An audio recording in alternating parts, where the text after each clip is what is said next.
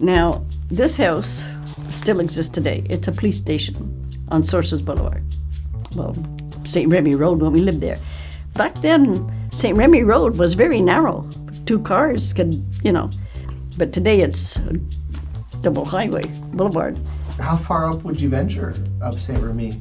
Not too much further. So at the time, did you know about Valois? Did you know about, it's funny, eh? It's like another world. Yeah. My name is Beverly Renault. My maiden name was Beverly Johnson.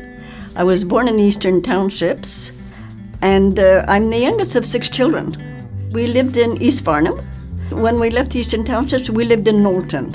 When we left Knowlton, we moved to around St. Remy. Okay, so your father, there was an opportunity in Saint Geneviève? He moved to around St. Remy, and he worked for Mr. Parkinson. Oh, it's still there? Yes, the Parkinson house is still there. And Mr. Parkinson owned show horses. And my father and another employee, they would train the show horses for the fairs. And Mr. Parkinson would take them to Ormstown Fair, the Bedford Fair. The land that you had, would it have been like an old farm that just wasn't used? No, when we moved in there, it had just been built.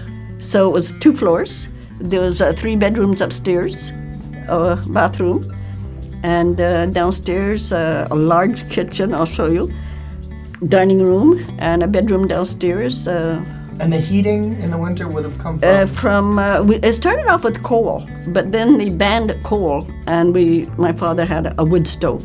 Now, what about ice in the summertime? Oh, I have a nice story about the ice. And so we had a truck used to deliver buckets of ice. Blocks or? Blocks, yeah, square blocks of ice. Yeah. Before we got the ice box, there was a big well in the yard with very cold water. And my father would put a pail in the well to put in the milk or any meat or whatever had to be, stay in the cold. And well, this was here. This is with your little Brownie camera? Yes. Now, the way I got a Brownie camera is that on Sundays, me and my father and my sister Irene, we would walk down St. Remy Road a long way, across the railroad tracks to the little restaurant there. And they sold the Montreal Star. My father would buy the Montreal Star and eat an ice cream for us, and we'd walk all the way home. And one day, I'm reading the Montreal Star, and I see an advertisement for a Brownie camera. You read the news? Yes. You wanted to stay up to date. And my father would give me and my sister Irene an allowance each week because we had to do the housework and whatever. So I saved up my allowance that I got each week, and I wrote away for the Brownie camera. And every day after school, I'd run home, look in the mailbox, and one day there it was in the mail. So what year would you give this roughly? 1948 about.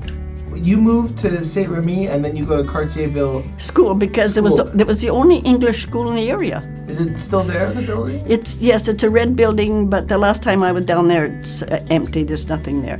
Well, one day when we were going to Cartierville School, I guess I was in grade 3 or 4, and we would take the bus home, but we had to wait 20 minutes for a bus.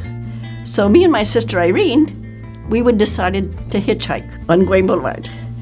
One day, this beautiful black car stops and lets us in. He's driving, he has a chauffeur and a gentleman on the passenger seat. He says, "Do you know who I am?" We said, "No." Well, he said, "One day you will know my name. My name is Camille Hood." Camille Hood later became a mayor of Montreal.